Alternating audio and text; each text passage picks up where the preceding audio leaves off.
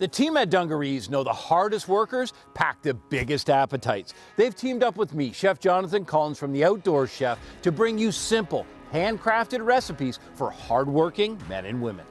Whether you're hosting the big game or cooking for an entire campsite, maybe you're cooking something that you've recently hunted or firing up the barbecue in the backyard, we've got recipes that hungry people will love to cook and eat. Is there anything better than preparing a recipe using ingredients from your own hunt? Wild game often gets a reputation for being gamey and wild flavored, but the techniques I'm going to show you today in this recipe will make it palatable, and your guests are going to love it. I hope you enjoy.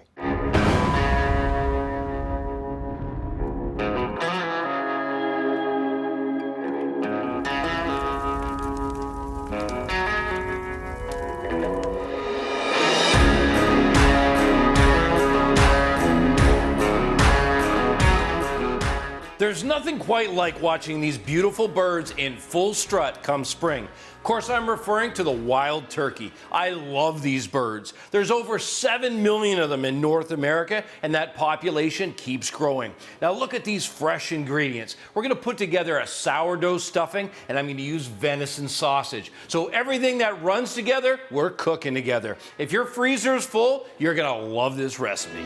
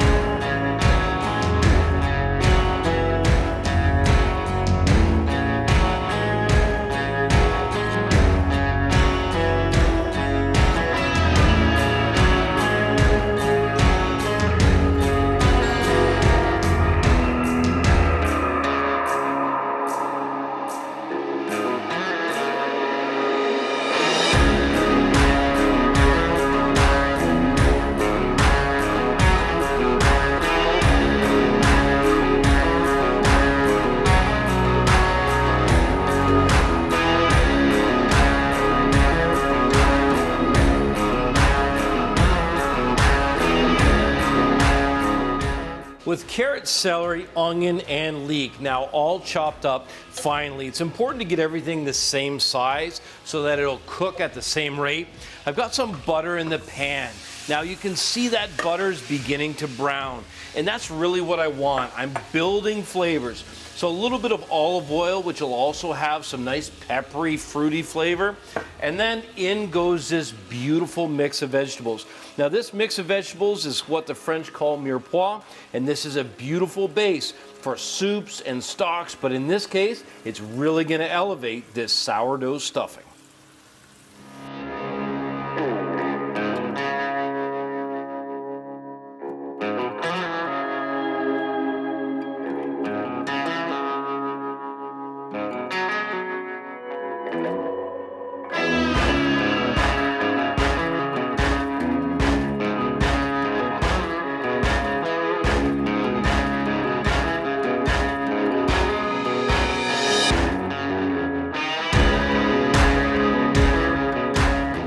Now that my flavor base is coming together, all I can smell is the sage and thyme and that rich butter. It's time to get the bread prepared. Now I've got 2 loaves. I've got a sourdough and I've got pumpernickel.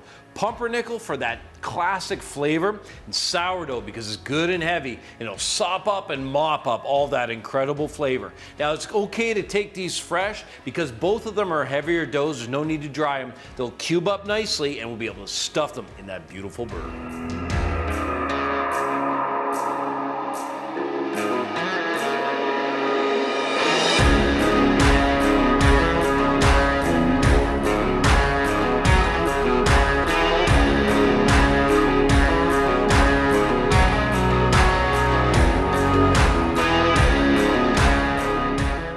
Look at this incredible mixture. All that amazing flavor tucked inside. The only problem is I can't put this into the turkey when it's hot. So what I do is I take and I deglaze the pan with chicken stock. So that chicken stock is going to do a couple things. It's going to bring up, look at that, it's going to bring up everything off the bottom from sauteing. The other thing it's going to do is it's going to help to moisten the bread, and it'll begin to cool down that stuffing.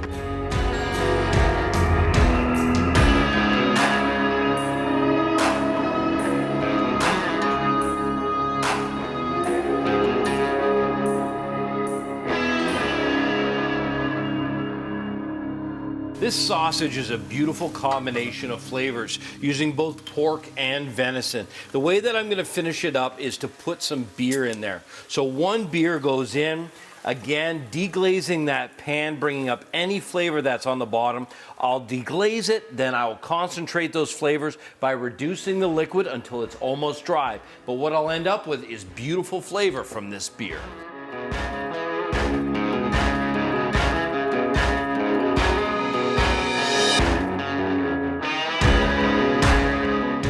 With my stuffing out of the refrigerator, it's important to refrigerate it, getting the temperature below 4 degrees Celsius or 40 degrees Fahrenheit. That way, when I stuff it in the bird, it's at a safe temperature. I always use the roasting pan because it's large and flat, and let's face it, there's no point in having more dishes to do. The first thing that you want to do is to make sure to season the cavity. And I'm going to use this coarse salt and season directly inside. It's important because it's a thick protein. You want to make sure you're seasoning it on the inside and on the outside. Then all I do is I begin to stuff. You'll notice I also removed the feet at the knuckle because there's no flavor in there, but if you do have the giblets, so the neck, the heart, the lungs, anything, you can put it in the bottom of the pan and it'll help to make a beautiful pan gravy. Let's get stuffing.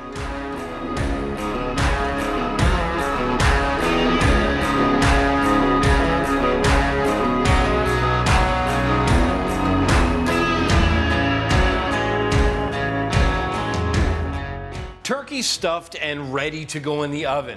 I'm going to put a little bit of olive oil all over the bird. These birds are not known for being super fatty, so a little extra coating of fat will help immensely. Then pepper on top, and also some fresh ground salt. We've got salt on the inside, salt on the outside, and then you'll notice I had some of the stuffing left over. So on the outside in the pan, this is dressing. I'm going to put foil over top of this, but I'll wait to put it in until about an hour before the bird is done. This now I'm going to put some water in the bottom of the pan. This will keep the cooking environment humid. Now it's time to tent it with some aluminum foil. That aluminum foil will go over top of the bird, and I'll make sure not to touch it. Tenting into the oven at 325. And figure 20 minutes for every.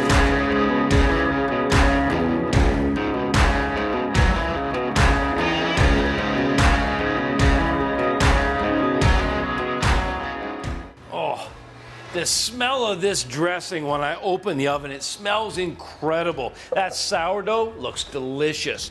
Now, I rested this turkey for about 30 minutes covered, but I was sure to check the internal temperature. Now, this is key. You want to check the internal temperature of both the meat and the stuffing. When you put the probe thermometer into the meat, make sure you're not touching the bone, and both should read at least 165 degrees. Now, if you want to enjoy wild to table and you want to introduce new people to what it means to be able to hunt this beautiful wild game bird, this recipe is just for you.